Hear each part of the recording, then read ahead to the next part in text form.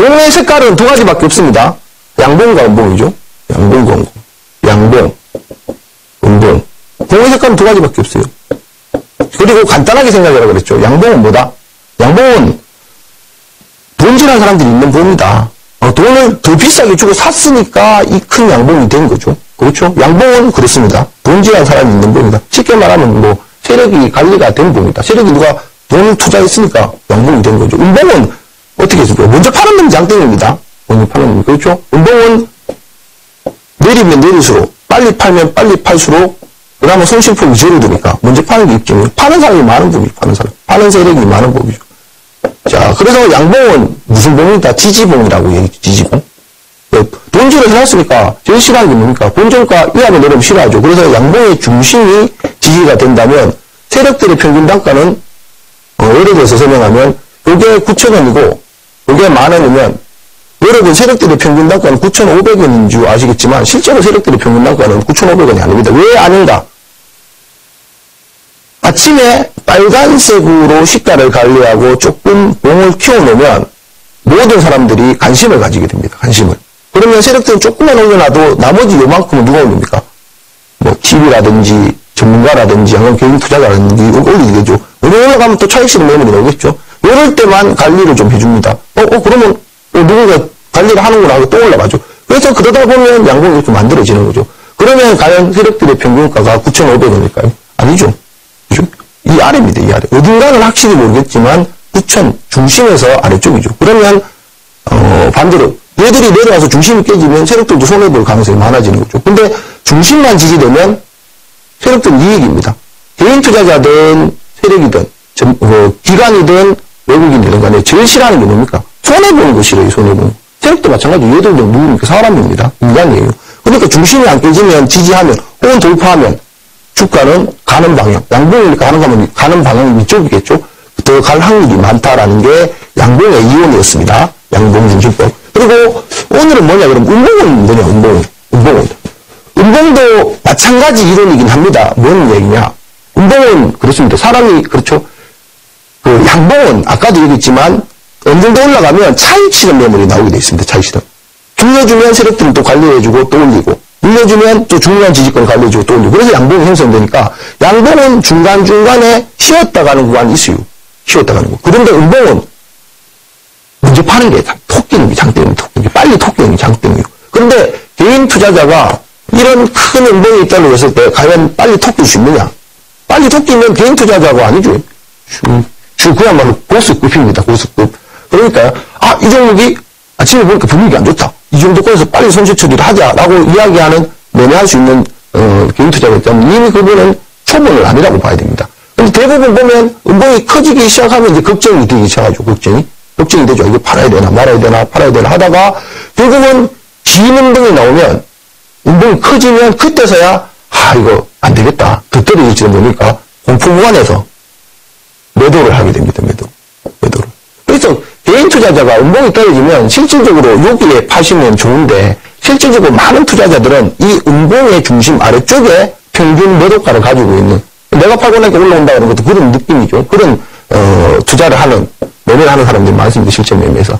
그러면 생각을 해보자라는 거죠. 요 봉대 누군가가 거래를 했으니까 여기서 팔았으면 누가 사는 사람이 있으니까 이 봉이 거래된 거 아니에요. 팔았다 샀다 하더라도. 그러면 이 봉이 여기가 10,000원이고 예를 들어서 여기가 9,000원이라고 얘기를 한다면 평균 단가는 분명히 9,500원 바보가 아니면 뭐 산수할 수 있으면 뭐 10,000원에서 9,000원 중심은 9,500원 하는 걸 압니다. 그죠? 아는데 과연 개인 투자자가 적극적으로 많이 매도한 가격대는 9,500원 이쪽이냐 아래쪽이냐. 아까도 말씀드렸지만 개인 투자자는 음이 커져야지 매도를 하기 때문에 이쪽에 매도하는 경우가 많죠. 그러면 개인 투자자는 9,500원이 평균적으로 돌파해서 올라서야지 손해보신 분보다는 그래도 조금 수익이 나거나 본전가에 되시는 분들이 많겠죠. 그렇죠? 그래서 음봉은 중심을 돌파하거나 지지해야만이 음의 시가까지 추가적으로 상승할 가능성이 많습니다. 그러면 예를 들어서 어떤 종목이 다음날 의외로 이런 형태의 양봉이 떴다. 그러면 이걸 가지고 사람들은 뭐라고 해요? 장악형이라고 해요.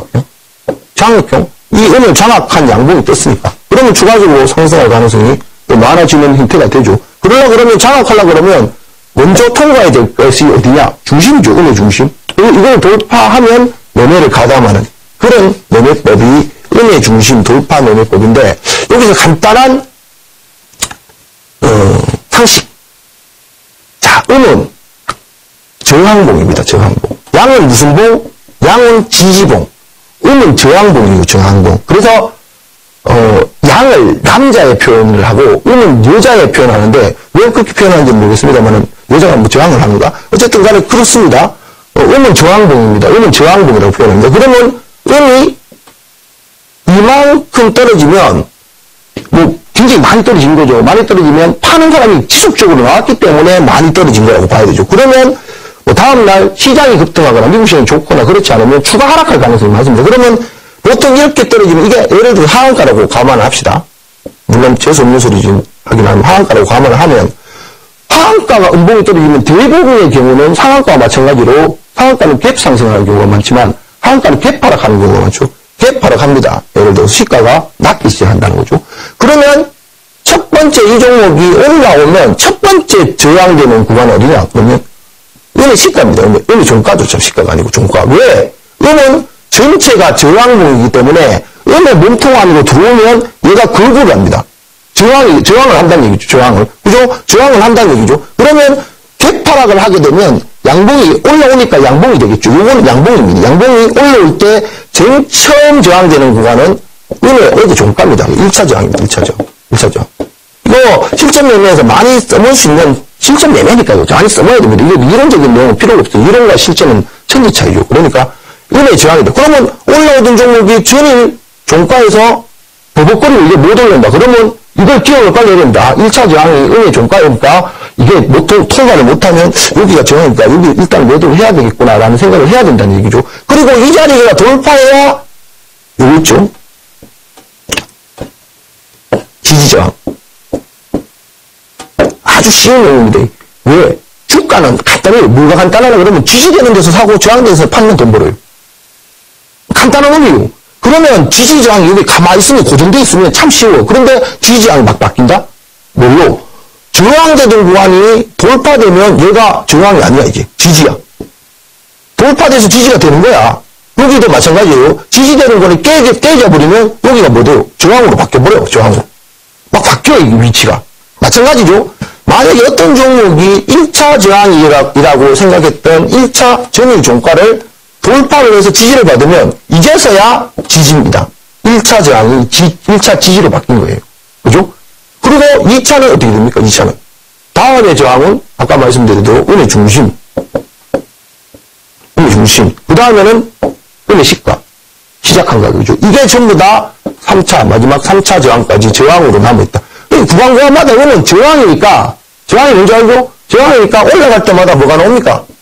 돌파를 안 하려고 그러면 인식매물이 나오게 돼 있어요, 인식매물이. 그때마다 강하게 돌파를 해야만이 돌파할 확률이 많죠. 그러면, 자, 생각을 해봅시다. 어제 이 종목이 큰 음봉이 떨어졌는데, 개인들의 평균 매도 단가는 중심에서 아래쪽일 가능성이 많다고 말씀드렸죠. 그런데, 이 종목이 은의 중심을, 생각보다는 쉽게 돌파가 돼. 쉽게 돌파가. 그러면, 요번에도 누군가가 받은 사람이 있으니까, 거래가 됐으니까, 떨어졌을 거 아니에요? 근데 이 자리가 너무 쉽게 강하게 돌파가 돼. 그러면, 이 자리 받은 사람이 누굴까나? 한번 생각을 해볼 만하죠. 이번에. 일반 투자자가 만약에 받아서 물려있으면 이게 쉽게 양봉이 될까요? 뭔가 이 양봉을 만들 수 있는 힘 있는 사람이 받았기다 쉽게 돌파가 되죠. 여기 개인 투자자가 많이 물려있는데, 그러면 이걸 받은 사람이 뭔가 힘 있는 사람일 수도 있다라는 거죠. 그런데 만약에 올라갈 때마다 잘 못 올라가고 비리비리해.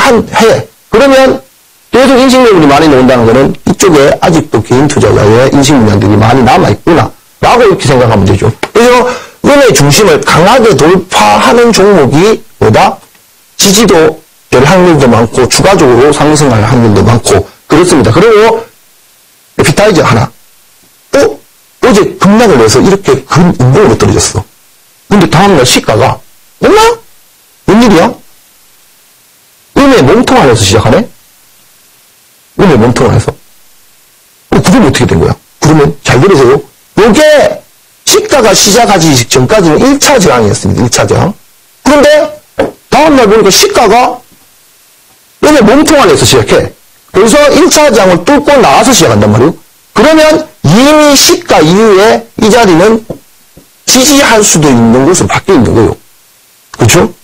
그러면 떨어질 때 이 종목이 만약 여기를 지지를 한다면 저항이 지지로 바뀐 거다 생각하고 다음에 저항은 여기를 기준값으로 살면 된다. 이게 실전 매매에서 상당히 많이 씁니다. 물론 요즘은 제가 뭐 본 강의가 하기 때문에 본 강의 자체가 중기적인 강의는 아닙니다. 좀 단기적으로 짧게 끊어치는 매매법이긴 하지만 어쨌든 간에 실전 매매에서 단기 매매도 필요할 때가 있으니까요. 많이 쓰이고 또 중요한 그런 매매 기법이니까 꼭 배워서 좀 한두 번 어스가 이야기했다고 무턱대고 뭐 여기서 몰빵을 한다거나 많은 돈을 추가하지 마시고 조금씩 어스 믿고 조금씩 연습 매매해서 정말 저게 확률이 있구나. 저 말이 맞구나. 그러면